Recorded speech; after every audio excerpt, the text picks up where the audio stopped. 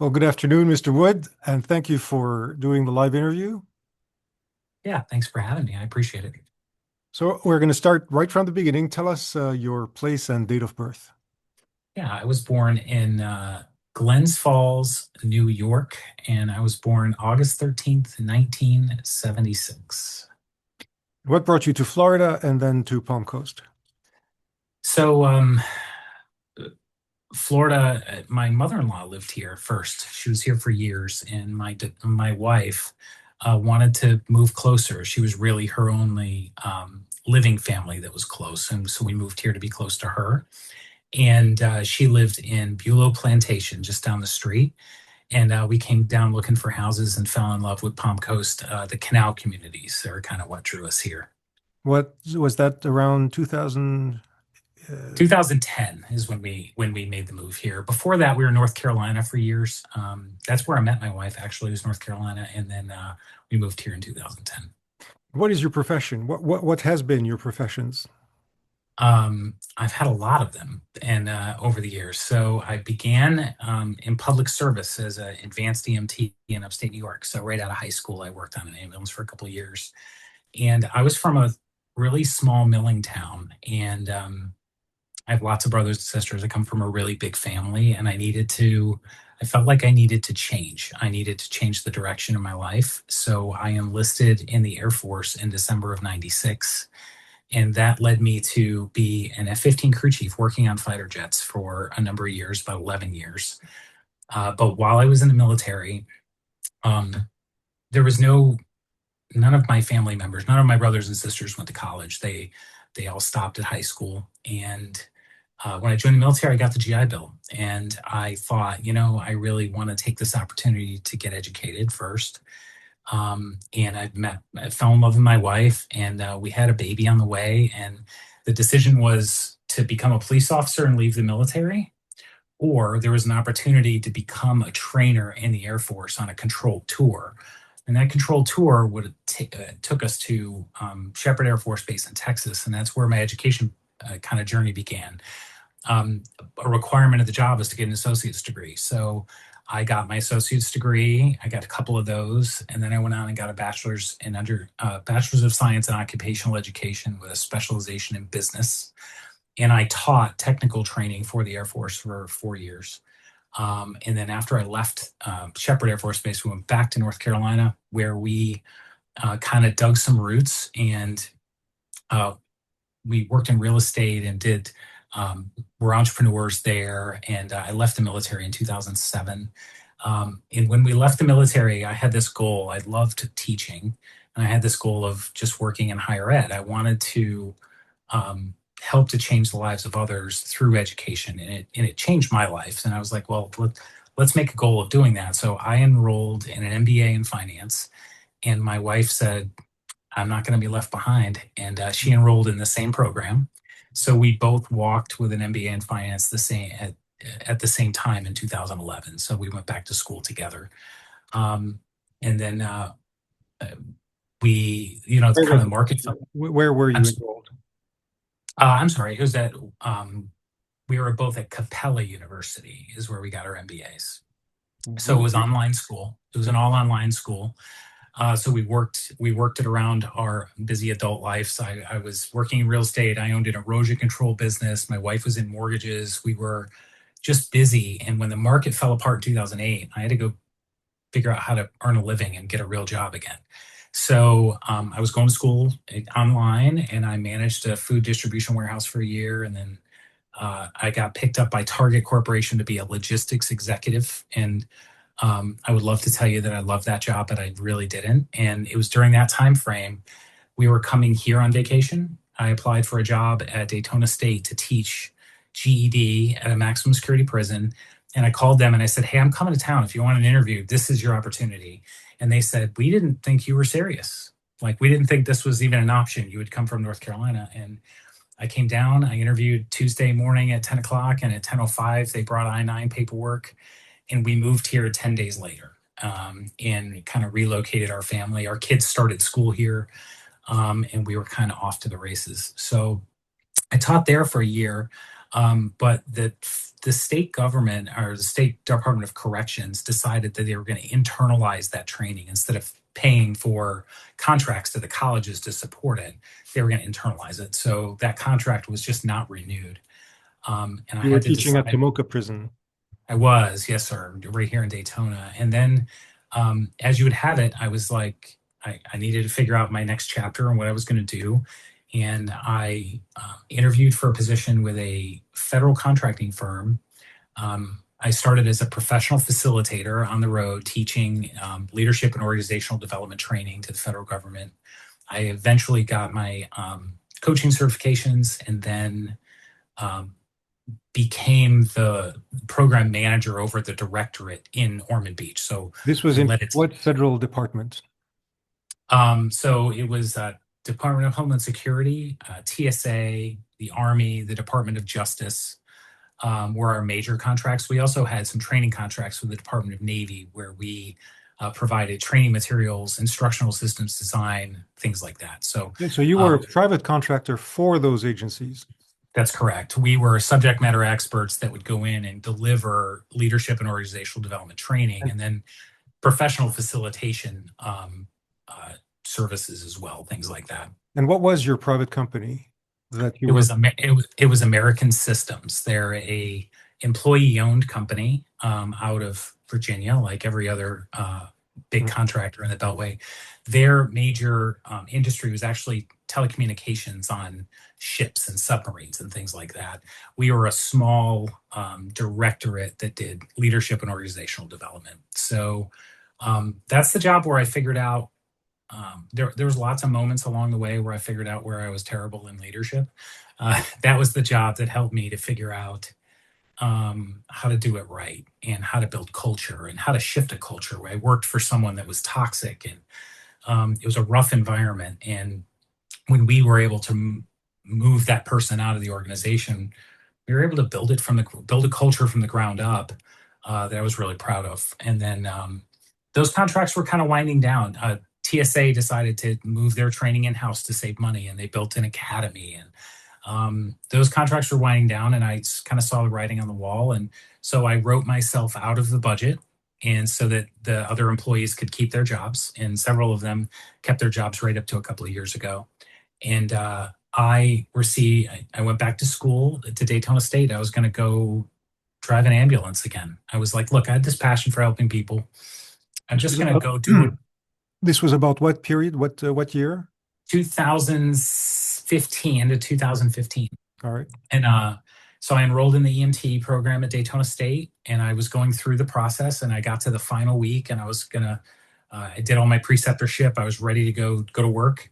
And I got a call from a really good friend of mine here, and he said, "Hey, let's have coffee." And Western Governors University was hiring for a manager of program faculty in the School of Business for a new program, an undergraduate healthcare management program, and asked me if I would be interested in interviewing for that job. So I interviewed for the role, and the interviews went well. And I was introduced to WGU the week I was graduating from EMT school. It just it brought me right back to education again. Mm. And started as a manager, and I was leading a team of 10 to start, and then 18, and then 20. And then I was in that role for a couple of years, 2.5 years. And I was promoted to being a senior manager, where then my scope kind of increased.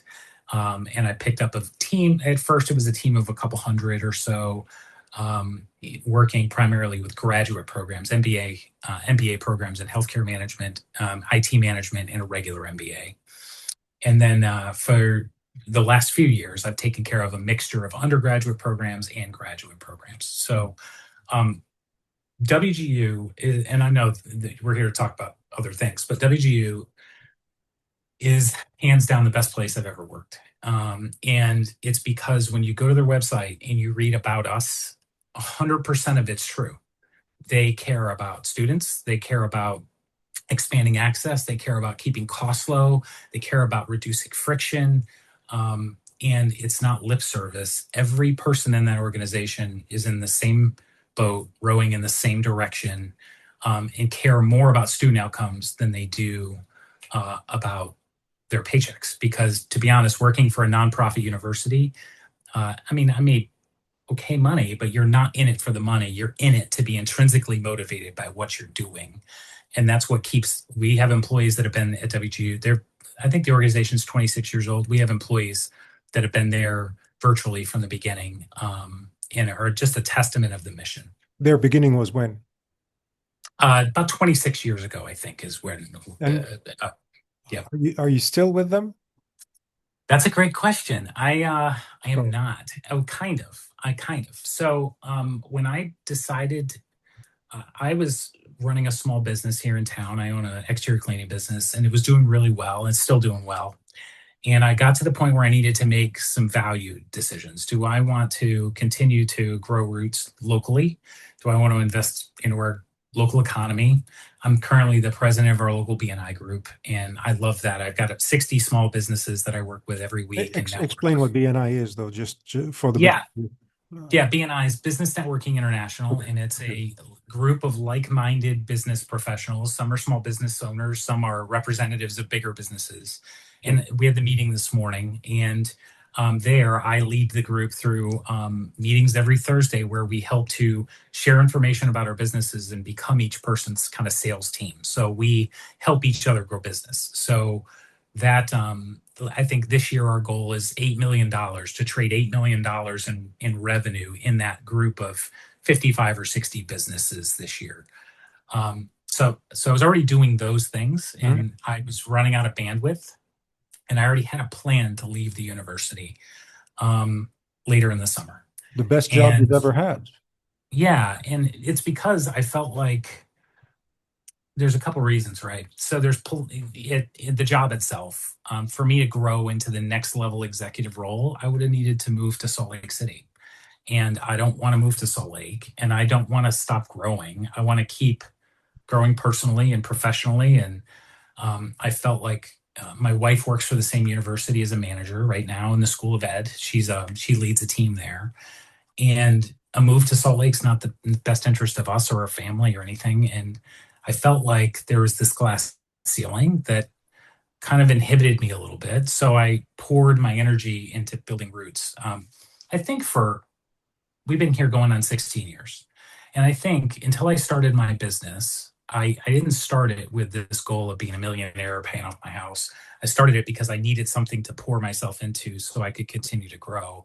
I also felt like I was just a user of our system sometimes. Like I use our publics, I go to our parks, I go to our beaches, I participate locally, but I didn't feel like we had deep roots. And I always had this dream of kind of becoming a pillar of our society, someone that gives back, somebody that's involved in philanthropy, somebody that is helping to build other people up. And I so I built the business with the goal of digging roots. So I started slow, and we started building commercial clients and building it up. And it became, now it's to the point where I had to make the decision. I either continue to grow this business or I have to give it up because I can't do all things well.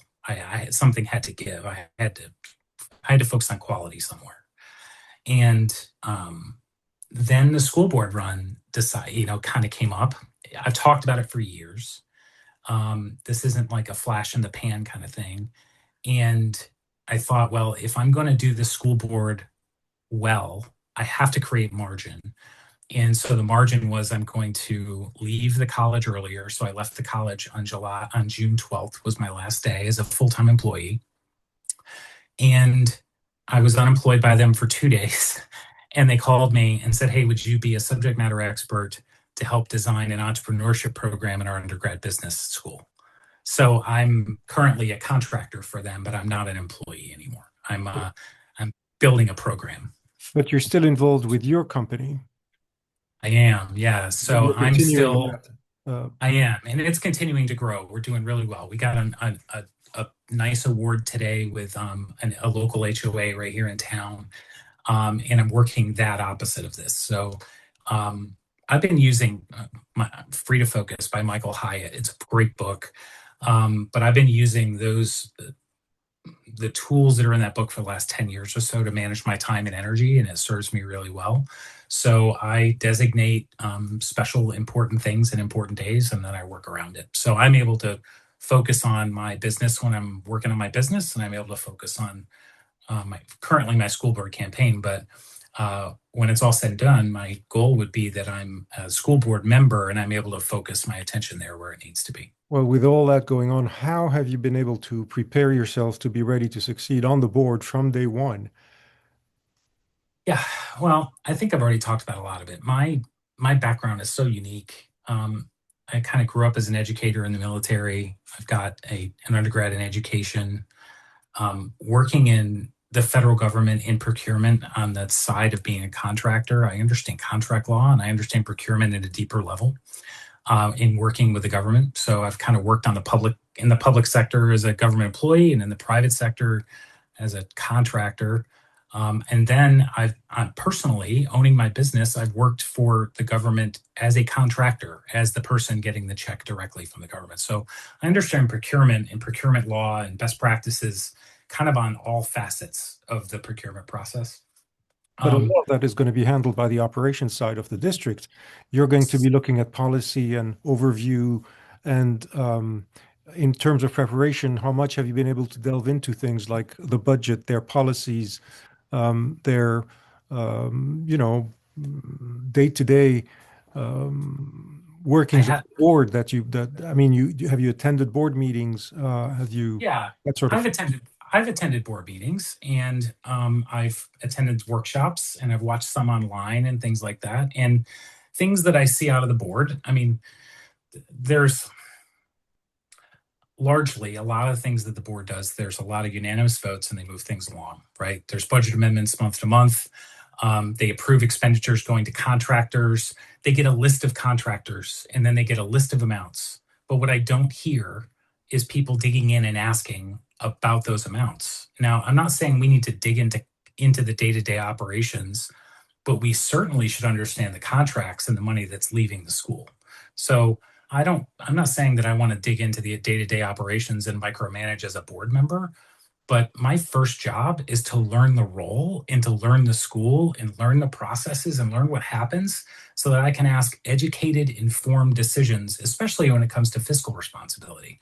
We're in a time where things are a little bit uncertain due to declining or flat enrollments, and then what's going to happen with property taxes. And, there's so much uncertainty. I think it's in our best interest if we dig in and really understand where our money is going and why it's going there. Have you So had a chance to yes, meet with department directors and to study the budget?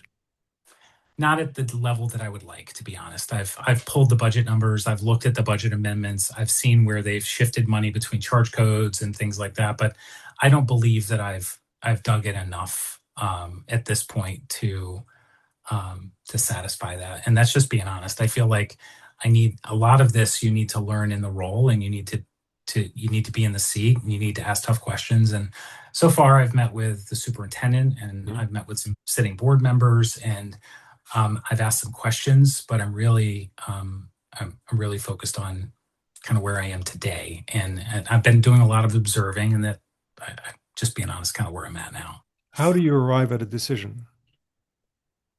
Well, pragmatically, first, I feel like you have to gather all the information, ask really great questions, and you have to totally understand the situation that you're dealing with before you get there.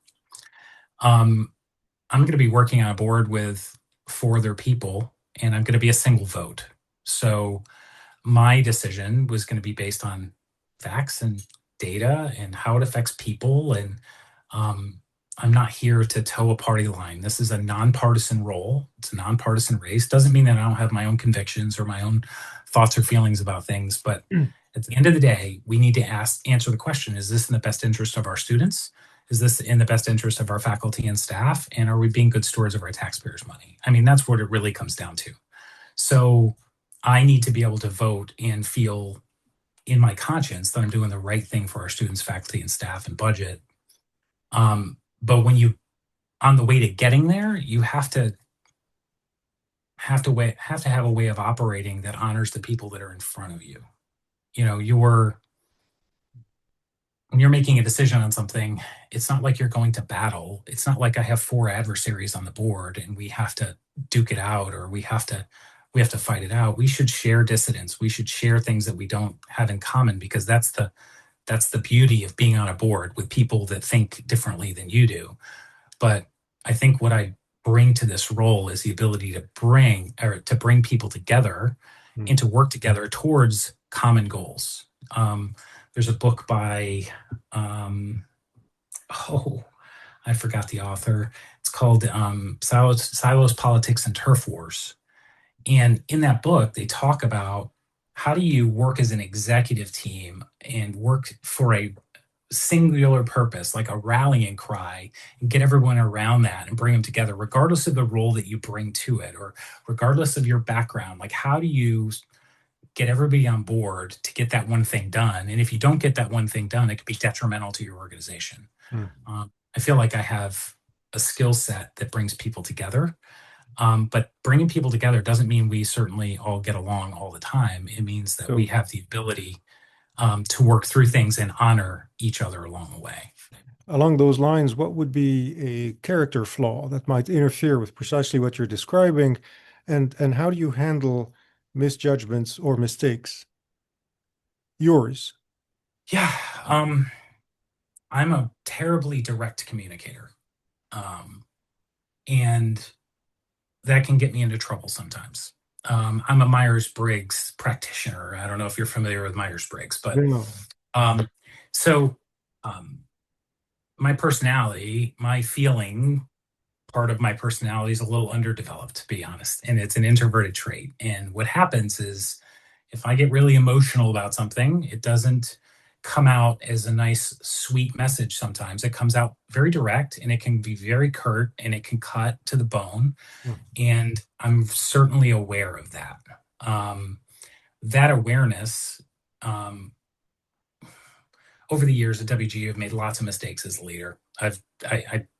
So in one instance, I was working with an employee that I was working through performance management things, and our interaction was seemingly going fine. And I was going to put this guy on a warning, and he decided he was going to complain to our people in town, our HR department, and into my boss, and raised a big stink.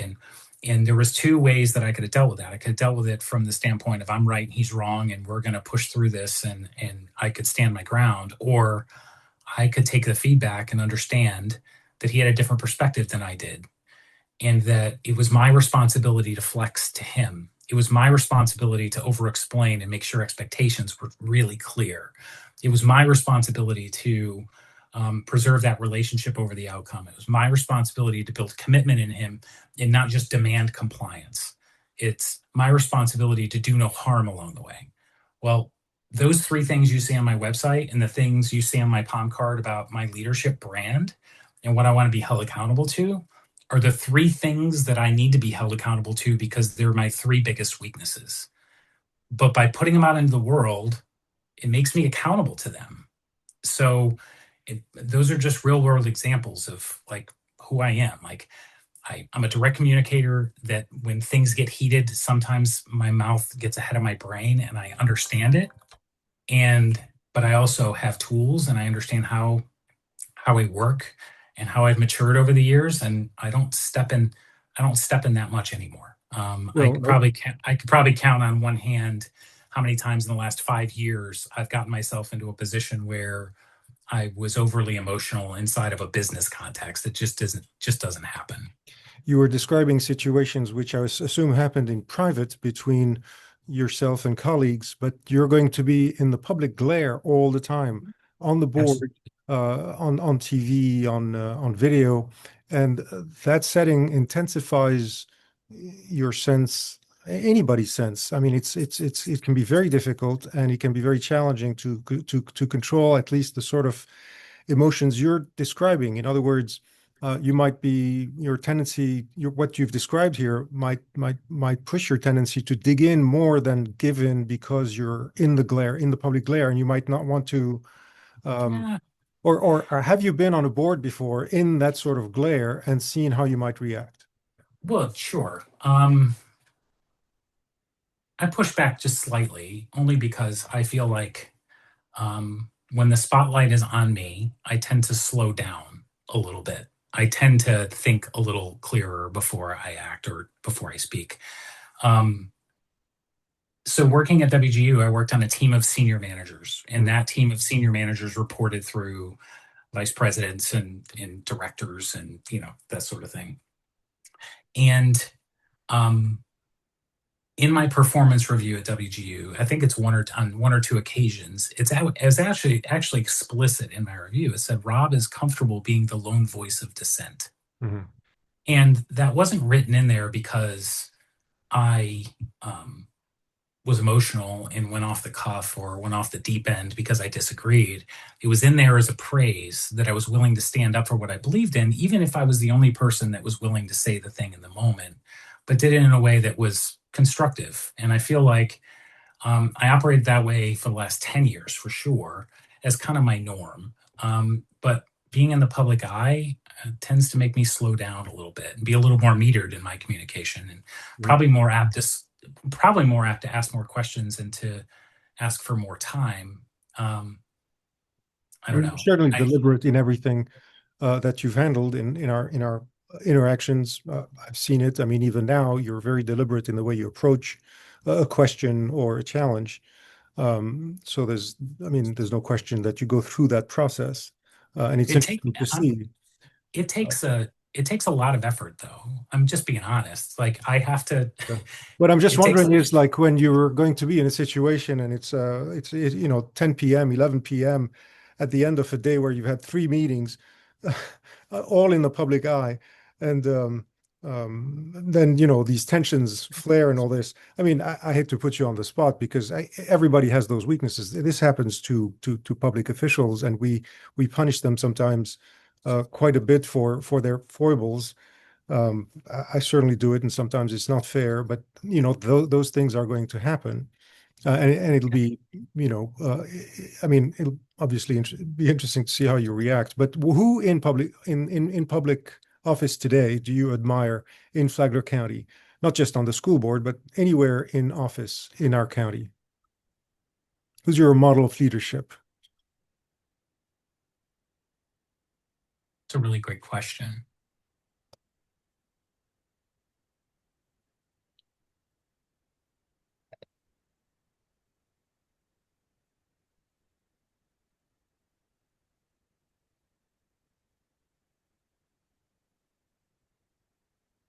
That's a really hard question because you're asking the question as an absolute.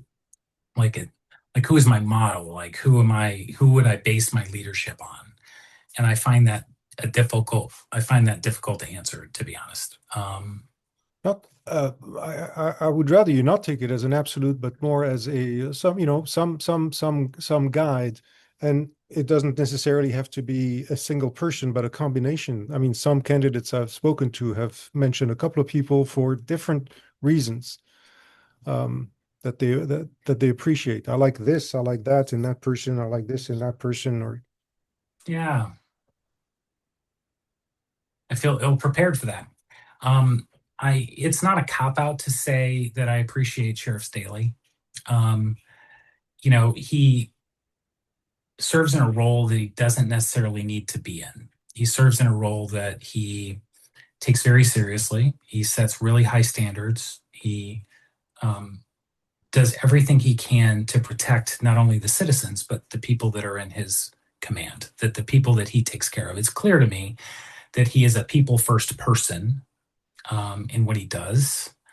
Um, and I've actually got his book on my desk here, and I've been reading a little bit of that at a time. And I believe that he does exhibit transformational leadership traits in what he does. but I you're right. think that, It is a bit of an easy choice in the sense that he's his own yeah, constitutional officer. I'm very curious about a governing board where you actually have to deal with people who have to deal with each other, which he does yeah. not. He's you know, his own constitutional officer. So on a sort of governing board, who might be anywhere Well, close to that? well, that's tough. So there's a few people that come to mind that I really admire for different reasons. So one is a previous school board member that I feel does a good job. and I'll get to that one in a second. Um, I've appreciated Teresa Pontieri in some of her leadership, especially when she speaks about kind of the westward expansion and standing up for people and standing up for our taxpayers, and she absolutely knows who she is as a person more than she does as a politician, and that rings true. You're getting the same person on the dais as the same person you're going to walk up to on the street, and there's not two versions that you see in her, and I really do appreciate that of That's her. the local city council woman. Yeah, that's correct. Yeah, I believe she does. I may not agree with every piece of policy or everything that she's ever done, but I appreciate who she is as a leader. I believe that she's not going to lie to you. She's not going to sugarcoat it. She's going to tell you what she thinks and why she thinks it, and she's going to stand up for what she believes in. I believe those are important traits. I'd like to, a caveat though, is I don't feel, I've heard people in office say things like, I stand up for what I believe in and I don't back down. And I feel like that's a trap that if you're not willing to negotiate or you're not willing to compromise in areas or you're not willing to rethink your position because you've matured as an adult, I think that's a trap that people or politicians can fall into. That, hey, I'm just going to stand my ground because this is what I'm supposed to do, and I feel like that's a trap. But um, that's just a little caveat. Trevor Tucker, I've got to know him over the last few months. Well, not. I mean, Former school board well, member. yeah, we're kind of on the campaign trail. You get to know people, Yeah. and this isn't me just endorse. I'm not endorsing Trevor. Like that's not what I'm talking about. But when I talk to him about his role on the school board and his understanding of the role, and I talk to him about finances and how student counts are affected and how the school has to hold back funds to make payroll and how the end of the year count can really have a really big impact. And I don't understand or pretend to know all of those nuances right now. I just won't. But every time that I've talked to him, he's come back to a pragmatic response about this is what the board does and what the board has control over and what we can do as a governing body, and this is what we can't do. So he just has a lot of knowledge serving on the board, and I felt like that pragmatic approach where he really understands the nuances of being on a school board, I think, are helpful. So I really appreciate that about him. I don't believe he's the guy that is going to lead um, overly emotional. I think that he is the guy that he's just pragmatic in what he does, and I appreciate that a lot. He's also mastered the art of brevity. Uh, Yeah, you can probably collect his complete works of what he said on the board on 5 sheets of paper in the entirety of his tenure there. But when he speaks, he speaks his mind very quickly, very sharply, and then he moves on. I could learn a couple of things from that kind of brevity. I think too. I think so too because we've been talking for a while. I think we've gotten through a question or two. I apologize if I'm dragging this out on you. No, but all right. Um, Beyond, we're going to move on beyond the essentials, and the cliches like Flagler forward. What is your vision for public education in Flagler County, and how are you uniquely qualified to help enact enact that within the limitations of your job? And there are a lot of limits. Yeah, there are lots of limitations. That's a complex question. So if I don't answer something, I'm sure you'll hold me accountable. But um, I think if I'm a dreamer and I'm thinking about what I believe our school is capable of, um, I think every graduate leaves with a plan, or every graduate leaves with an opportunity that they can take advantage of when they leave. Whether it's going to college or going to a trade school, or they're leaving with a certification already, or they're going into the military, or they're an entrepreneur and they have started a business while they're in high school and they're going to get out and they're going to grow their own business. I want every one of our graduates to get plugged in and have a plan for themselves as to where they want to go, or and have the opportunity to do it. I feel like our Diploma Plus programs are great. I feel like, when the majority of the students can leave with college credit, or they can leave with a certification, or they can leave with skills that they can readily apply and get into our workforce. I think um, that's the optimal environment for us. But in order to get there, Mhm. uh, with every student ready, I think we have to back up and we have to look at third grade literacy rates as kind of, if I was establishing a rallying cry for us, and I know that students that go to VPK programs are significantly um, better off when it comes to third grade literacy, I would be sinking my money into those early education programs to set these students up for success in third grade. And the the metric is just a benchmark about previous behavior. The metric is not the be all and end all, and the metric doesn't tell the entire story. But if we can tell without a shadow of a doubt that third grade literacy has a really big impact on graduation rates, or has a really big impact on whether a student is ready to enter the workforce, then I think we should back up and put some attention earlier in, upstream. I think we need some upstream attention.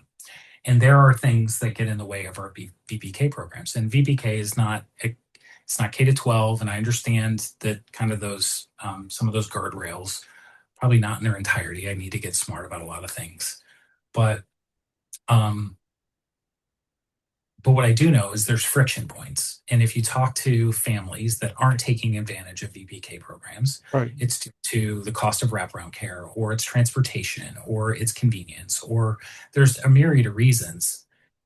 We probably could get creative and figure out how we can reduce friction there. And if we only improved our VPK attendance rates by 5%, what kind of an impact is that going to have in third grade? Or what kind of impact is that going to have at graduation? And unfortunately, when you're working in education, the small changes that you're making year over year you don't get to see the effects of those changes for years Yeah. sometimes. And it's very difficult to stay the course or understand um, what you're doing today and what the impact is going to be tomorrow. But that's the So key. anyway, You've pointed out the key. It's not for lack of VPK. It's for sometimes lack of opportunity for the families to be able to bring their kids to VPK. But it's in that sense that the district is limited in making that possible. yeah, They're making the offerings available, but they can't really force anyone, or they can't expend. They certainly can't expend money or resources in outside of VPK in order to facilitate somebody getting to VPK. So how do you bridge that? well, I mean, I think as a school board member, you're not just a member of the school board and the governing body, you're also a person that gets to go to legislative days, and you're a person that gets to go lobby and figure out where grant money is. And you get to be a positive influence in your community. And if our community decided that VPK was a really important program in our community, and we decided to rally around it, and we worked with the city, or we worked with the county, or we worked with nonprofits, or there are ways that we can tackle friction points to help get kids the education that they deserve. I just feel like sometimes we look at school board as we show up, we go to a planning meeting, and we go through the process and we vote and we go home. But I think the role of the school board member, I'm not just a school board. Yeah, it's a public school, right? But I'm not just the school board member for the kids that are attending our school. I'm a Yeah. school board member for the kids that are not attending our schools, that are the kids that are in homeschool programs, or the kids that are in other or in charter schools. Like, the decisions that we make as a school board will affect every child that is in our county, or the offerings and opportunities for those children. So I don't look at this job as sitting in a box. I feel like we have other opportunities to lobby and to leverage. And if we decided it was important, and it was really that important, why wouldn't we figure out other ways But outside of our. demographics might make that even more challenging because with our demographics, you've got a majority of people who might be more likely to approve more spending on the Lehigh Trail than on VPK. Yeah, absolutely. But we also know that our schools, if we have really great school systems, crime rates are lower. If we have really great school systems, we tend to have better economies. We have really good, there's, our school is especially in Flagler, I mean, it's the largest employer in our county. It has such a profound impact on everybody that's around it, or everybody that's close to it. So I agree with you, but that doesn't mean we don't try. It doesn't mean that we don't put ourselves out there and come up with other options or other opportunities. Like, part of the reason that the schools started bringing VPK into the schools at all was lack of, there wasn't enough opportunity. There wasn't enough providers out there that are doing it on their own. So the school brought that in. And maybe it's an opportunity thing too. It seems you're comfortable in a lot of in a lot of settings. You be comfortable relating to other people, regardless of, it seems, regardless of their backgrounds. You do like engaging with people, but the question in your case is more like considering your commitments between, let's assume you are on the school board, between the school board, your private business, and your college work, not to mention your involvement with the business group. When would you have time to spend time in the schools or beyond the schools, connecting with the school related community or the people you think should be involved? Yeah, well, it's a fair question. Well, my college contract ends in a couple of weeks. It's a 6 week. It was a 6 week subject matter expert contract for me to help to establish and build this. So that'll be gone here in the middle of right at the beginning of August. I think that'll be done. So that won't be anything for me to worry about. I mentioned free to focus to you earlier, and there's a few books that are on my shelf that I turn to, and I'm like, this book literally changed the trajectory of my life in some way. Free to focus is one of those things. Understanding my energy, understanding when I work the best, understanding where to flex my time. Um, it, I just understand it, and I've been doing it a long time. Matter of fact, my first day not being in the college setting, I sat down and rewrote what my ideal work week looks like, and to see what that looks and feels like. I've been successfully running my side now, my full time business, and a full time college gig, and working at church, and volunteering, and all the other things for the last, I don't know, 8 years or so. So I can fit those things in. Time isn't really going to be my issue. It's going to be making sure that I have the structures in place so that when I'm doing that work, I'm 100% committed and all in and doing that work. So when there are legislative days, we set aside everything else and we go attend legislative days. Or when there's training that we need to go to every year to make sure that we're up to date on the latest laws and the latest best practices as a school board member, you make that a priority and you show up and you do the work. This is Without I without mentioning their names, because you also have children, right? I do, Without yes. mentioning their names or their schools, how old are they, or what grades are they in, and are they in the schools? No, they both successfully graduated from Flagler County Schools. Okay. So my son's Oh, 25 and he works locally, and my daughter is 23. She also works locally. Flagler County Schools, I I can't say enough about arts programs and how much they help. I was a band kid, and I the arts kind of got me through school. My daughter graduated from Matanzas High School, went to Daytona State, was in their honors program, was a theater major, left their honors program and got a full ride to Stetson hmm. through the honors college, and graduated from Stetson. So she was a product of Matanzas High School, Bright Future Scholarship, went to Daytona, got another scholarship, and went through her undergrad because Flagler County Schools set her up for success from the very beginning. So, I, so yeah, two kids, both graduated, both working so locally. the, They're the not the the they're reason not I parasitic. asked was, I mean, it's good to know that you have two kids and that they are actually products of the local school system. So you got familiar with that through them quite a bit, I imagine. But I wanted to know if there was also the children that you had to pay attention to among all your other involvements. But so they're grown, and all right. No. So evaluate the current school board's performance. What have been a couple of weaknesses and what have been a couple of strengths about this school board? The last 2 years. Yes, Um, you want a letter grade, or do you you want could do a to? letter grade. Yes, on other boards in other races, I've asked for letter grades. So yes, I mean it's a good idea. Um, I would say we they're a solid C. Um, That's terrific. I think Unless you're David Letterman, I'm not so sure that a solid C is anything to brag about. I'm I am. There's a couple of things that stick out to me that, this isn't going to become a character bashing session or any of those kinds of things. But there's a couple of things that really stick out to me. Um, First, the board's had four people for the last That's for the right. last bit, Yeah. right? So Yeah. they've not tackled real issues out of fear of deadlock, I think. I don't know that they've And it's not really, fair to them. You're right. It's not of their doing.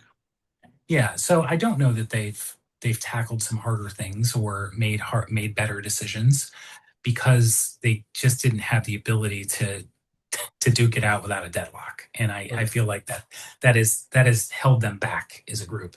And I feel like they've made some decisions that I probably would have pushed on or made differently if they would have had to been able to vote to a majority. Um, so the 9 hour board meeting with 100 plus votes for a vice chair position, um, it, that sticks out to me as a cultural problem, right? You've got people vying for positional power or for a title. And when you're doing that, you've lost sight of what the goal and what the reason you are there for. And that is to take care of students, take care of teachers. Um, it's the health of the organization. And it's not about any one sitting board member that's there. And I think that behavior is not exceptional, and I don't think it's the type of um, example that I would want for our kids that are going through our schools. And um, that's just one kind of crowning example. But there's other examples where I feel like um, in the nuance and in smaller ways, I don't think that they treat them. I don't think they treat each other well sometimes. And And that has nothing to do with a 2-2 split. That has to do with personalities. that's correct. So I think that's two different things, right? The 2-2 split thing, I feel like they just not dug in because out of fear of that. If you can't vote in a vice chair and it takes you 104 votes over something like that, what if you have to really dig in about a benefits package or about a pay raise or about taking care of support staff or about any other really hard decision that you probably should be making or digging into? I don't think they dug in. I feel like they made some decisions that were okay, but I think there's things that they might have been able to do differently if they were able to work together at a deeper level. And we just saw it. There was training for board members. Half the board went to training and was dedicated to making sure that they were getting up to date and the most current continuing education, and the other didn't. Janie And Ruddy and Lauren Ramirez went. They did, and that to me, that that's the floor. Like that's the job description. Do the job. Do the job that you were hired to do. Take care of yourself. So my team at WGU, um, when you're new, you come in. The first thing you do is we do book studies together. We learn about common language. We have to figure out who we are as leaders and how we're going to communicate. And we take them through a book called Monday Morning Leadership. It's a real by Dave Cottrell, really quick read, but we spend a week talking about it, not 40 hours, but an hour a day. And then the second book we do is Free to Focus. And the reason we do Free to Focus is because we want people to have permission to develop themselves first, to give yourself the best of yourself, not what's left over. Like if you need to prioritize your exercise, how does that work into your ideal workday so that you are taken care of? Your development and your to take care of yourself should be your primary responsibility, because if you're taking care of yourself, then you can pour into others. If your cup is full, then it can overflow and you can take care of other people. So a development opportunity, you should never turn up the chance to not go to a development opportunity if it's going to make you better in your current role. So I feel like that's the floor, that's the minimum. Just show up and do the job. I hope And you're I'm not getting trying to, and I'm royalties. not trying to be, I hope I'm not coming off as curt, but No, that's just how I feel about it. no, I hope you're getting royalties from Free to Focus from their publishers. I'm not. But I'm not. It's so matter. Michael. speak about where they have excelled as a board in the last couple of years.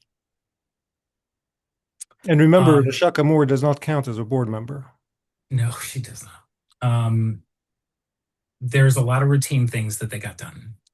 I feel like they have looked at policies and changed policies and did some procedural things that they needed to do. I felt like their most recent um, uh, benefits package that they passed Hmm. that reduced costs for their employees. I thought that that was a step in the right direction. I still feel like there's more work to do there, but I feel like that is a step in the right direction. The Uh, school employees are paying incredibly expensive uh, yeah, benefits. and Okay. it comes from a limited risk profile, right? You got 1,500 employees, and if you're only looking at those 1,500 employees and diversifying your risk there, then you're never going to drive your premiums down because it's so finite. You have to, the law of large numbers. That's what the actuaries want to see, right?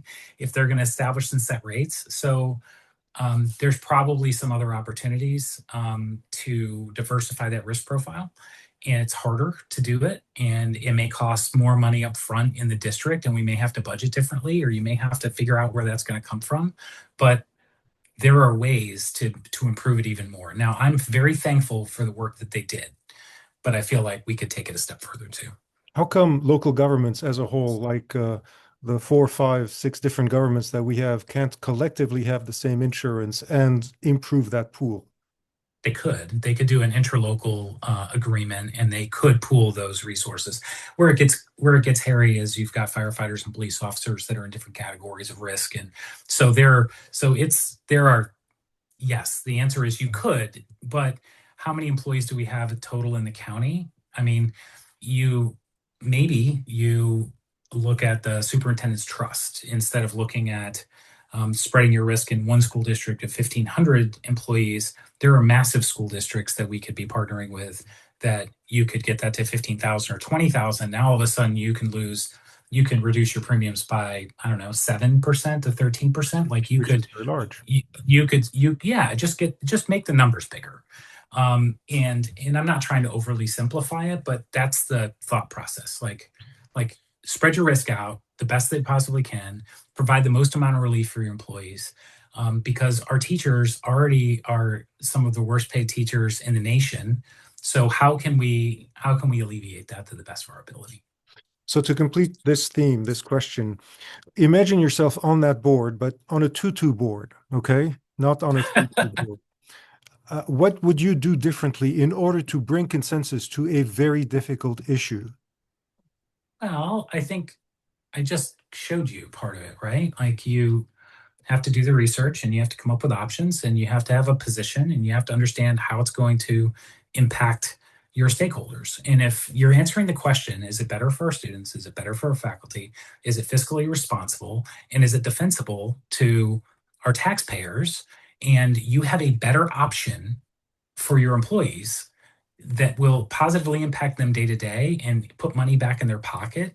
I think you bring that case and then you discuss. I mean, I'm not going to win all the time. Like this isn't a I win, you lose scenario. Like that's not how we enter these things. We enter these things going, okay, look, what do we want to do? What's the end game here? What are we trying to accomplish? How is this better? How is it worse? There's nuances. Some are going to be really close. Some are going to be very far apart. Well, how do we work on that together? And if it is deadlocked at 2-2 and we are having a hard time finding consensus because some ideological difference or because of a nuance, then we'll just have to work through it. I mean, hopefully we have 5 members of the board and there's a tiebreaker and we can move on and come up with a really great decision. Yeah. But So this is a little more concrete now. The YMCA has asked the district for $3 million in a contribution for its future site in town center. You're familiar with that, right? I'm Um, vaguely familiar with it, yeah. but It made I the same, the YMCA made the same ask and received $3 million from Palm Coast. So it came to the school board and said, we would like you to contribute $3 million. And in exchange, um, they want to have an arrangement with the school district where obviously the district would have use of the YMCA, the pool especially. And one of the arrangements, the one that the superintendent, Miss Moore, presented in skeletal form to the school board several weeks ago was a memorandum of understanding that would have the school district and Palm Coast actually be the owners of the pool, which would then give them control and scheduling and use of that pool ahead of everybody else. and that would be part of the three. That would be part of the 3 million. In other words, the school district could donate that money, but then they would get the pool in exchange, and they no longer would have to worry about what to do with Belter Swim and Racket Club and where to have their students train, and all of those things. Same thing for the city because they're having trouble with their municipal pool. That memorandum of understanding has been sitting out there. It seemed that the superintendent had high hopes for it. The city certainly had high hopes for it, but the board members were divided on it, and they even talked about a couple of them having a new swimming pool built by the district and owned by the district. So my question to you is, where are you on this 3 million ask by the YMCA, which is still hanging out there, and on this potential memorandum of understanding that would come back to you uh, very, possibly when soon after your election, assuming you're elected.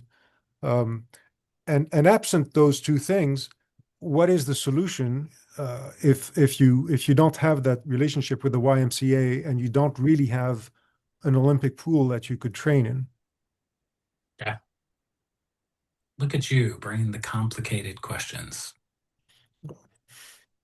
Um, well, first of all, I do feel like if the school owns, if the school owns the property and has the ability to schedule and has priority over it, and it's a primary asset for the school, um, and we're willing to take that on in the ongoing expense, and it fits into our budget, and we're able to do it, then why wouldn't I be for a memorandum of understanding that would allow us to do that? Especially if we already have partnership with City Palm Coast and there's more people on board with it. I don't know that I'd be in a position to shut it down. From my understanding, I'm not even sure that you would be on the hook for the maintenance, by the way. Yeah, that would be my concern is not the building, right? Not the initial outlay. My concern would be how how are we going to maintain it over time, and what if we're not able to?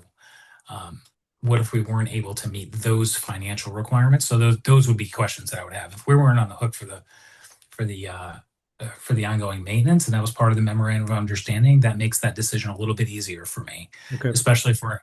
But if we own the pool and we own the facility, and we are on the hook for all of the maintenance and the building and the grounds Oh and all of no, those you things. actually don't own the facility. It's only the pool. The facility is still a YMCA facility.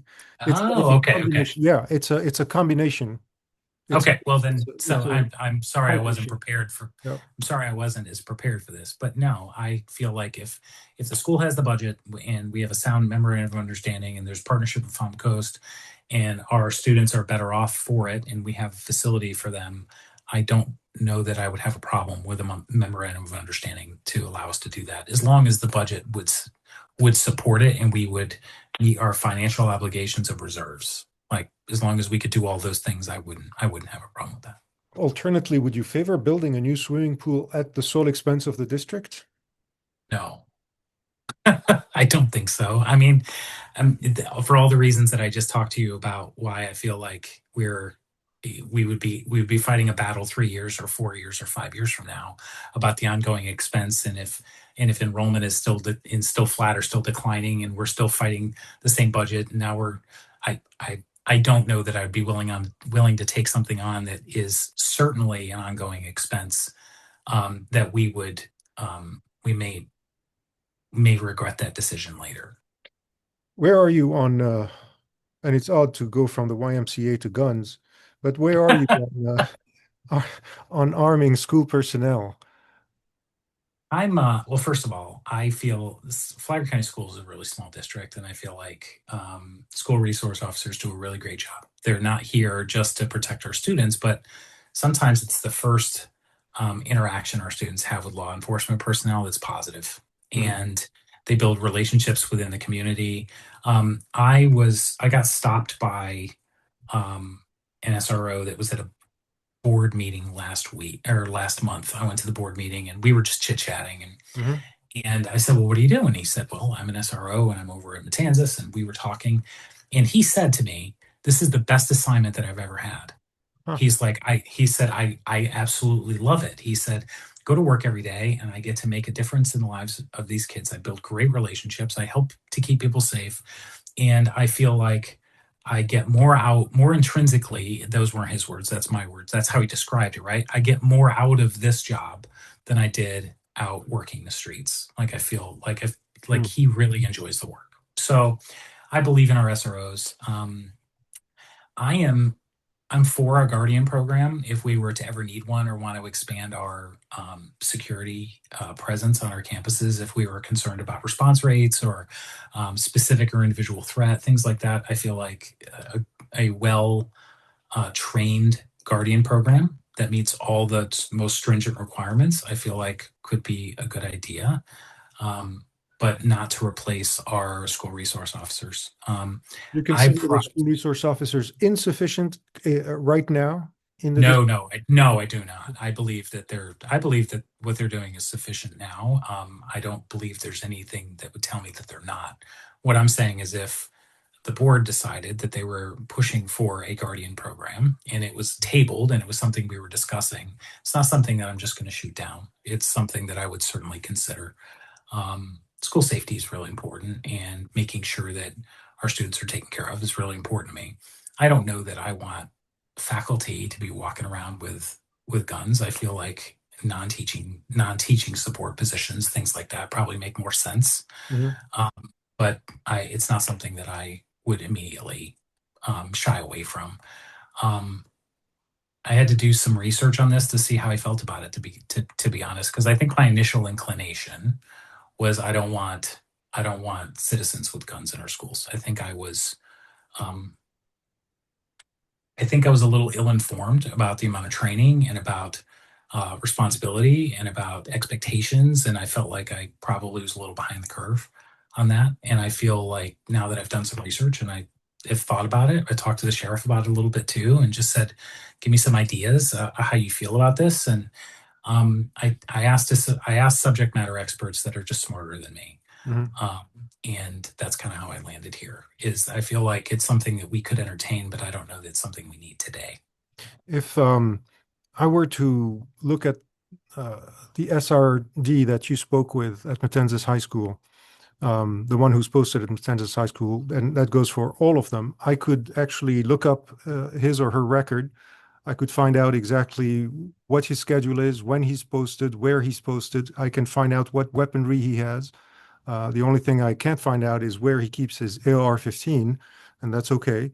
But other than that, on school property, elsewhere we can know. But I can find out everything about his profile. I can find out about his use of force history and every disciplinary issue he's ever had and every commendation he's ever had. I can know his entire history. A guardian, I would know none of that, not one thing. I wouldn't know who the guardian is. I wouldn't know what weaponry they have. I wouldn't know any of their history or their issues. Why should we feel safer or as safe, if not less safe, knowing that somebody is armed on our campuses without any of that transparency that we demand and receive from our professional police officers? Yeah, that's a really good question. I feel like, well, first of all, I trust Sheriff Staley. Let me just throw it out there. Like I trust him and I trust his judgment. And he was someone I asked specifically about this. How do you feel about it? And he said that he was in favor of a program that would supplement our deputies and that his department would be facilitating the training, that those people would go through background checks and they would go through all of the necessary procedures to be fully trained and to be fully ready um, to assume those responsibilities. And I have to be honest, I hadn't thought about it from a transparency perspective. I didn't think about it through that lens. But So but that's once the sheriff is done training them, they are no longer under his control. They are right. under Yeah. civilian control. They're on basically under the superintendent and her designee. And beyond that, the sheriff does not have any of those standards that he expects of his troops cannot be Mhm. applied to the guardians.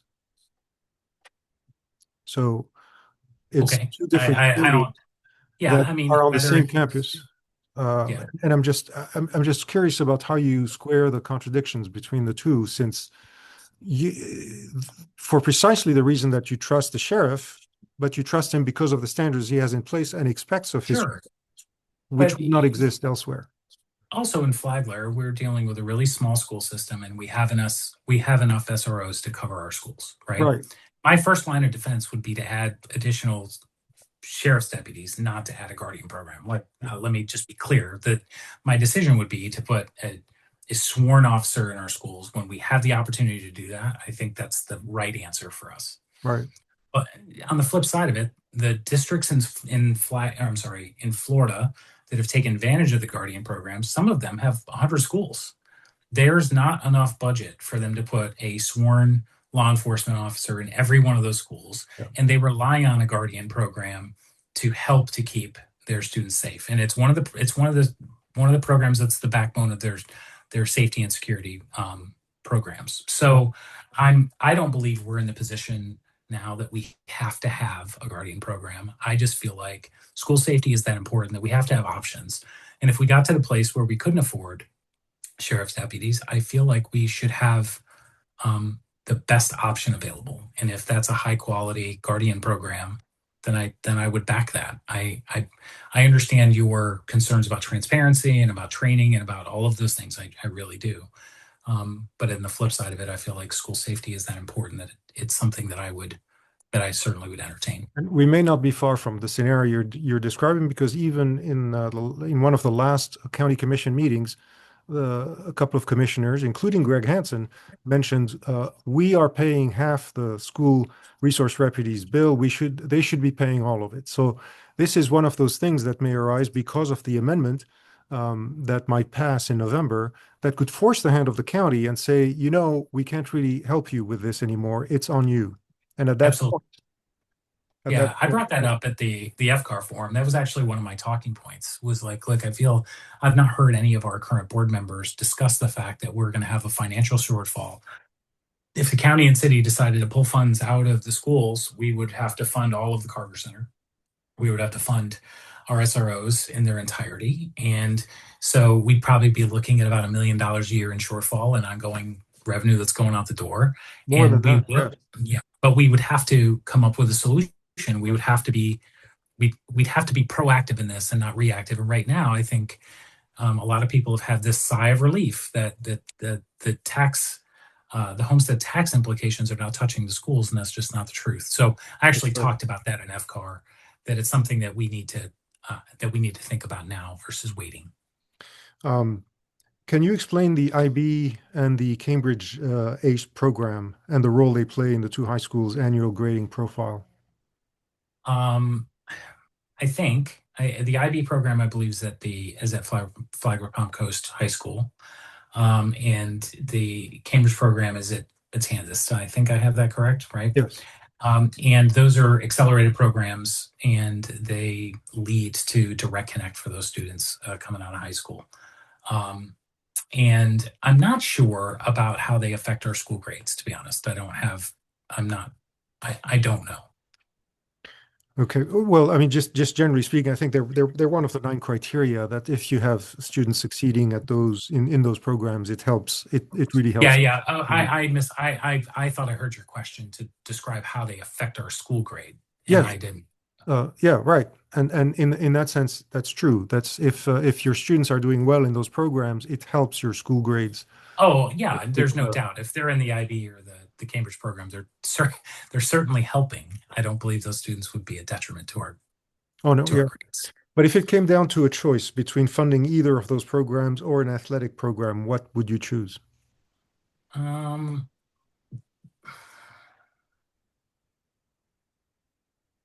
I don't know that I would. I don't know that I would choose either. I don't think either are good choices. I think our sports programs are really important, and I think our accelerated college programs are important too. I mean, that you're two ends of the spectrum, and I don't think you give up either program.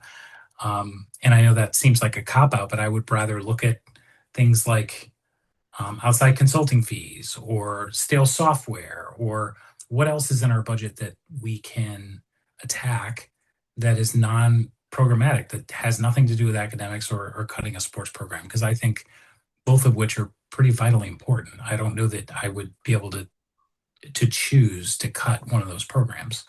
But I do believe that there are ways that we can look at our budget, and there are ways that we can look at procurement, and there are ways that we can look at things a little differently. I mean, it's true that the bulk of our budget goes to wages, goes to employees, and so our fixed costs are pretty high in that Yeah. regard. Um, but there are ways that we can look at other things, and if it came down to we're trying to cut an academic program or sports program, I think we're in pretty bad shape. And we're probably making other decisions at the same time to reduce our fixed cost. So I don't know. I don't know that I would make the determination to cut either. You I think don't we're think heading? either. Do you think we're What's heading? that? Do you think we're heading there? I don't think so. Because the next question sort of leads into that.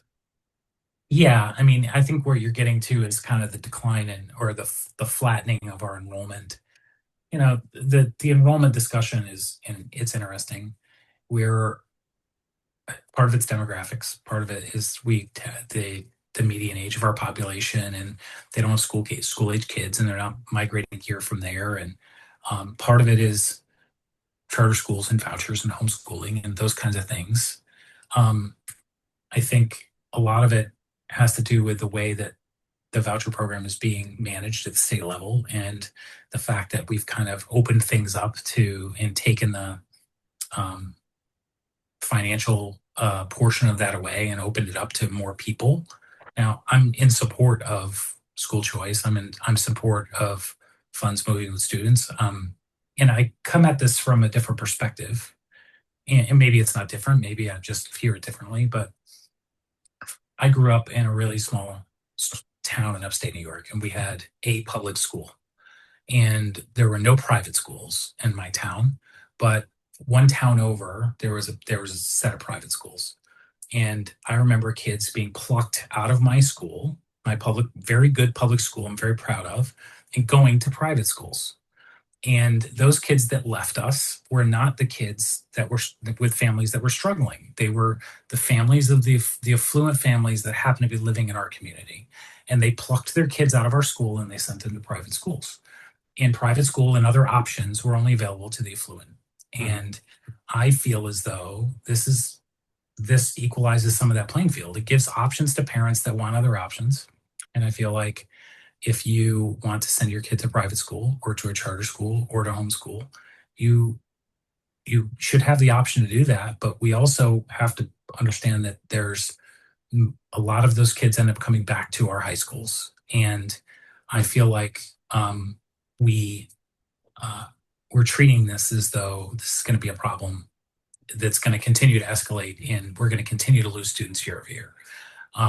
This was the first full. I think this was the first full cycle of um, the new rules for allowing more vouchers to go out. So um, I would believe that we would see a normalization of that. I think the majority of our residents that have school age kids find our schools to be exceptional. I know I did. I know that my kids did really well and they were set up for success. So I think it's a false narrative to say that the school system needs to compete with homeschooling, or they need to compete with charter school or compete with private schools. It's not the same. It's not apples to apples. We're not in competition. We should be in the we should be in the business of helping kids where they are, meeting them where they are, providing opportunity for them to excel. And if they choose another path, or their family chooses another path, and that means that we lose state dollars for funding, then maybe we have to come up with other ways to become more agile in our budgeting and our fixed cost. We have to come up with other ways to lobby Tallahassee to change rules or to change laws to help us. I feel like so much of what we deal with is at the local level. We feel like it's just being done to us, and I don't know that we're doing a lot to get outside of our bubble to try to affect change. So, and I don't know that that's just my perception. What laws would you change? Well, I feel like I don't know if it's specific laws in some so how schools are funded, I think, are it's just crazy to me that it comes down to student counts several times a year, and the budget is changed throughout the entire year. I feel like when a student um, or a family accepts voucher money and they um, choose not to continue with that. So let's say they decide they're going to homeschool, they get to September, they decide they're going to move their kid back into public school, and they put them back in public school, and now they need to return that money. That money doesn't get returned to the state and come back to our school. That money gets returned to the state. There are just things that Mhm. we could fix that would help our schools, because not every school, not every student that starts a year in homeschool or in private school or charter school or whatever stays in that position. And we should be getting those funds for the students that are there. And you can argue, okay, well, your head count went up in the next count. Well, that head count, our fixed cost didn't go down as a result of that student in that time frame. So I think we just need to, I feel like some of our systems are just antiquated. That's all. And I feel like those antiquated systems should be looked at. They I mean, we attempted should change. to they attempted to fix the law to some extent in the last session. It didn't work. It didn't Yeah. go through. Um, so the decline, or at least the flattening out, has been remarkable, though, because it's been going on for 20 years. That it flattened out 20 years ago, well before the 2023 law that brought in vouchers. And it's not as if the population hasn't continued to increase, somewhere in the range of what, 60% in the last 20 years, 50% since 2007. So how do you explain, though? How do you explain the fact that the population has increased 50%? And of course, a good deal of that is older people who don't have children, but there were still, and we know that from the numbers that the district itself has produced, there were several thousand students who came in as well and who have chosen not to go into the public school system. They already were going to homeschool, private school, and other choices. And what happened since 23 only accelerated that. How do you explain that happening in a district that is touted as so good? Well, I mean, so the is the connotation that you're saying is that the school is having a direct impact on the quality of the school is having a direct impact on the number of students that are attending? Like, is that the, Well, I mean, when we see those numbers and we see the flattening out starting in 2007, how can we not reach a conclusion that the school district has lost its appeal to some extent because all the increase in students, all the net increase since mhm. 2007 has not gone to the district. The district has maintained, but it has not gained. And yet we know that there's been obviously an increase in students in Flagler County in Yeah, several thousand. I mean, people are taking advantage of other options for sure. I don't think I blame the flattening on the quality of our school system. I just don't. I don't think that those.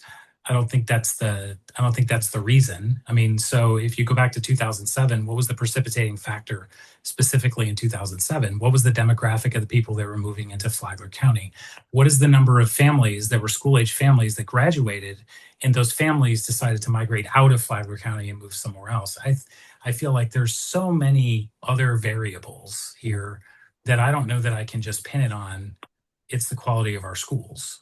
No, I just don't. I don't believe that that's the. I don't think that's I the mean, thing. well, public schools in general across the country have struggled. And Yeah, I just don't. Yeah, I just don't know. I mean, and maybe I'm naive, but I just feel like I've I had a really good experience with Flagler County schools when we moved here, starting in 2010. hmm, Um, they were welcoming to us. The instruction was exceptional. My kids went through Old Kings.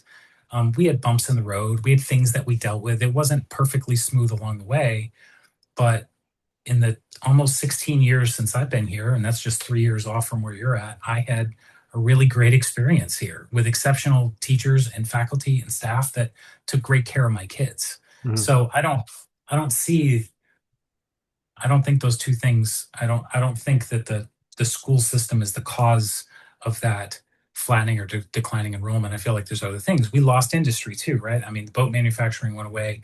We just don't, I don't know that we're drawing families due to industry, due to the demographic of our county. We're a bed and breakfast kind of county. We don't have large industry that's pulling growing families here that would accentuate that. What's the difference in St. Johns County? Does St. John's have precipitously more industry and things that they're hanging their hat on? I don't know that. So I'm not trying to be combative or to dodge it. I just don't think that those two things are. Yeah. Well, the district is now A-rated again. Um, Yeah. but school board member Janie Ruddy made an interesting comment. She said that she congratulated everyone and she's very happy about it. There's no question. But she also said, she wants to be focused on making sure that we don't lose sight of national standards. And in comparison with national standards, it's true that Flagler County schools, particularly, and Florida schools in general, are at the bottom of, are near the bottom, or very near the bottom nationally. So, how do we? Should we not exceed those? Should the focus not be on those standards rather than on Florida's? And to some extent, Florida's are sort of self-centered, bogus standards when they're not matching up with national standards. So Oh, should I we don't know. should we see so self should we be so self-satisfied with what what we achieve in Florida? Well, I think bogus is your word, right? Like bogus, a Yeah. standard is a standard, right? So if we have standards across the state and that's our measuring stick for this year's success, and our students worked really hard and our teachers worked really hard and our administrators, and we saw improvements in our schools across the board, and our students are better off, I think we celebrate the win that we achieved something together. And so I understand your point. Your point is like, look, hey, the national standard's higher, but you know what? Um, when I was looking at performance management across my programs at the college, and we were setting annual goals. We set those annual goals based on ourselves, based on our own benchmark. We didn't set it based on the standard that may or may not be achievable that's out in front of us. I didn't say, okay, well, your retention rate, your drop rate, right? So last year you were a 2.5, and next year I want you to be at 2.0. That's arbitrary. What I wanted from you was continuous improvement. I wanted you to beat yourself against last year's baseline and continue to get better. At some point, the data normalizes. At some point, improvement is just not going to be exponential year over year. And I totally understand that. But we should be benchmarking ourselves against ourselves. Are our literacy rates going up? Are students performing better? Do our faculty and staff, are they proud of the work that they're doing? Do we have a leader in LaShaka Moore that we can all trust with the vision for the school district? And I think the answer to all those things is yes. So I understand the question, but the Florida standard is the Florida standard, and we should be competing against ourselves to be better year over year. And I feel like our students and our faculty and our current administrators are doing the absolute best they can for our students, and I think that's what matters. The legislature banned DEI initiatives, as you know. Mhm. What are your thoughts on diversity and equity? Well, I think we have to follow the law, right? We like Title I, Title IX. Those are for funding for low income students. Title IX is anti-discrimination. I think we just have to make sure we're following the law and taking care of people where they are. I don't. Um, But I understand we have to follow the law. There's no question. But what are your yeah. thoughts about this? Well, I feel like that's my thought. My thought is we shouldn't discriminate and we should follow the law plainly. I don't know that as a sitting board member, I don't have the luxury of another thought. I think we follow the law and we follow through. I don't think we put we don't put a child or a faculty member or anybody else in a position to feel unwelcome or unwanted in our schools for any reason. Is there no contradiction between the Oh, title, the title system, Title I, and so on, and the fact that these initiatives are banned here, since Title I and so forth are essentially equity-based principles? yeah, I mean, it's Title IX is definitely an anti-discrimination law. I don't if there is a contradiction and it's in our law, that's not my it's not my realm of expertise, right? Like I'm coming out of the college system, Mhm. and the university system was a little different, and it was very different for a long time. And then state of Utah put the same laws into effect. You're not allowed to have a DEI department in your schools any longer. And that didn't mean that we stopped taking care of people or treating them with respect or hearing their concerns, or it didn't mean that we weren't doing the right thing for people where they were. It just meant that we didn't have a DEI office anymore. And that's not, I'm not playing the middle on that. I believe that this is a nonpartisan role. I'm going to be sitting in a chair and I'm going to be asking the question, is this right for our students, faculty, staff? And I'm not in a position to violate the law, and I'm not in a position to hurt people along the way. I'm going to be a board member that's here to support every child and every staff member and every school kid that's not in our schools in our county, because I'm here to serve them. And how they identify and those things, I don't want to get. I'm not trying to get mired in that. I want to follow the law and I want to take good care of people. The district here had a sort of a rehearsal of what it might be like without a federal Department of Education, because for Mm-hmm. a few months their federal funds were frozen, so they had Mm-hmm. no access to them, and they had to make do. They um, scrambled, and they made it work until the funds were released. What if the funds are eliminated because the department is on its way out? So what if the funds, which I think here amount to about $1 million in out of, I think our budget here is 163 million, the general fund budget. So you lose $1 million. What do you do if you don't want to lose what those dollars were supporting? You work hard, Pierre. You work hard. That's what you do. Well, I mean, that I mean, sounds nice, but well, I mean, I said some stuff earlier, right? I mean, we pay outside consulting. That's part of our budget. I think part of our benefits package, we paid over $100,000 to a consulting firm when it came to how we were putting our benefits together for our faculty. So there's consulting fees and things we can get rid of. We can look at um, we can look at. I believe in our one-to-one with technology. I feel like our kids um, having a leg up and having technology in the classroom is a good thing. I don't feel like that's bad in any way. But I also know that we have scores of computers that sit unused, and we have technology things that are sitting that we probably could manage assets and things a little bit better. We probably could look at our procurement systems and see how we can structure contracts to not just be best value or time and materials, but how do we structure our contracts to be lowest price technically acceptable when there's an opportunity to do that and it doesn't hurt anybody on the output side. So I feel like there are some real tangible ways that we can get there, but it's none of it's glamorous. It's line by line, it's project by project, and it's how do we get the best bang for our buck. you have the authority as a school board for a little extra levy on your not in the sales tax, but in the property tax. There's still some room for a local levy. We used to have it. It went away, and I think there was an attempt to restore some of it, and it failed 7, 8, 9 years ago. In fact, when it was tied to SRDs to some extent, would you be in favor of looking at that possibility again to expand your local money?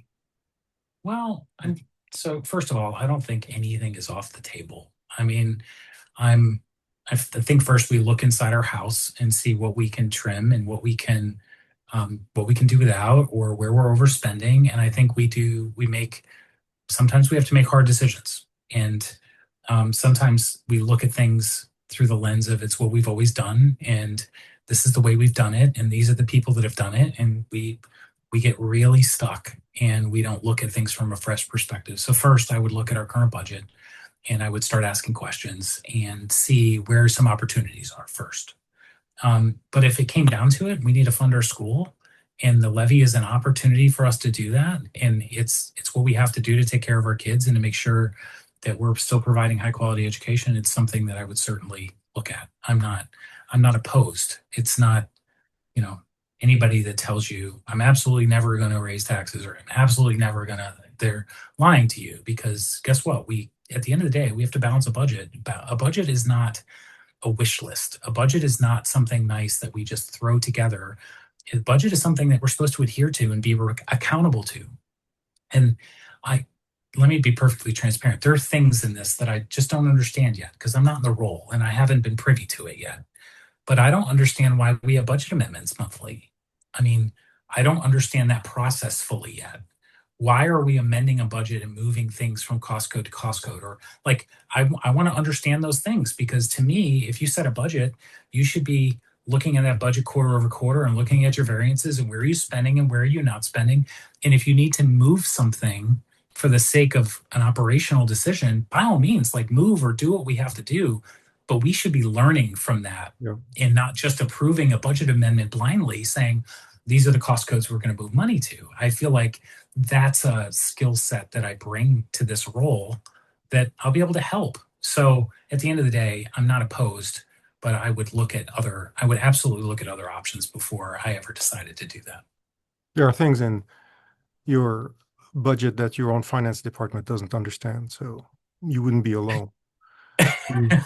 The the current Supreme Court is kind of headed toward uh, a different view of religion, and it could be a matter of time before the 1962 decision outlawing religion in public schools is challenged. Let's assume it is, and it happens in the next 4 years. You have a chance while that case is pending to write an amicus brief. Your own sort of way. You know what those are. You just tell the court, "This is how I think you should rule." What would you say? I feel like I would um, follow the law as it stands. I feel like I would protect our students' independent religious expression in times when they're not in instruction. I would keep our moment of silence. I feel like um, I think I would maintain the course that we're on. Um, it's not saying that my faith isn't important to me, and it's not, but I believe that our students have the opportunity to demonstrate their faith in the manner that they choose now. And I believe that that is something that I would continue to support. The last question is, the standard question about if you've ever been charged with a felony, a misdemeanor anywhere in Florida, in Flagler, in the United States, other than speeding tickets or faced a civil action other than a divorce, but including bankruptcies and civil litigation. Um, so Yeah. So I have lived a really clean life for a long time. So the 11 years I was in the military, I had a secret security clearance working on nuclear capable aircraft. When I was working as a federal contractor, I received a top secret security clearance for the work that we did with the Army. So, and that it was inactive for a long time, but that just ran out recently. Like in the last few months, my top secret security clearance was so you had none of those expired. issues, criminal misdemeanors, no, of course, no. No, no, no, none of those are good. I do have one civil action that's hanging out. A former business partner um, and I were in business and were winding down a business, and he didn't agree with the way things were winding down, and he filed a civil lawsuit, which is public record. That happened. The civil lawsuit was filed before I decided to run for the school board. It's not something I'm hiding. It's just something that's out there. My attorney is dealing with it, and we have returned our affirmative defense and our disclosures, and I'm just letting our attorneys work it through the process at this point. Is there anything, if we were to read the civil lawsuit, is there anything concerning, any red flags, anything that would say, well, raising questions, or is it just a dispute between two former workers who were in partnerships? It's more of a dispute. The Trying to be very careful, um, not because of the lawsuit, but because I don't want to damage. Even though the guy sued me, I'm not trying to damage him. I'm Right. trying to not do that, right? So, um, But neutrally speaking, what is the essence, the one phrase essence of the dispute? the essence is uh, that he was removed from the business without his consent, and that I was unrichly and I was it was unjust enrichment on his. So I was enriched unjustly, which are not the case. But we're going through the process. We're going to go. I trust our legal system. Everything's going to come out just fine. That's pending. Yeah, it is. And, And everything is public, and um, and so there's nothing to shy away from there. professionally, has there ever been, things like professional boards, sanctions, demotions, any disciplinary actions in your private professional life from associations, from anything like that? Um, any internal investigations, things of that nature? Um, just one. Um, when I was in the federal contracting firm, I was. I want to be careful with this one, just to give you so um, because I said the name of the firm earlier, so I'm not trying. It's old, but Mhm. it's a tie back there. The person I was working for, I talked about the culture being bad, but that person was also not misappropriating funds like stealing them, but misappropriating funds through charge codes. And federal contract, every dollar gets tracked to every project, and there is no that accounting is month to month. And they were misappropriating the funds between charge codes, which is not something you're supposed to do. And I was the whistleblower in that. And when I brought it up, the question was, why did you not say something sooner? And it was terrible culture. I needed a living. Like there was a lot of things going on during that time. And I risked being let go from that role as a result of it. So they went through an internal investigation. I didn't do anything wrong other than not say something sooner. And I ultimately received a reprimand, and they were going to not give me a raise or a bonus that year or something. But after they removed this person, I took over that directorate. And in a matter of a few months, I returned several $100,000 to profit and revenue, changed the culture of the organization. And not only did the reprimand was thrown away, but I received my raise and my bonus that year due to my performance. So it was a blip on the radar, and it was a reprimand that was given to me, and it was something that I owned. And if I'd have gotten fired, I would have gotten fired.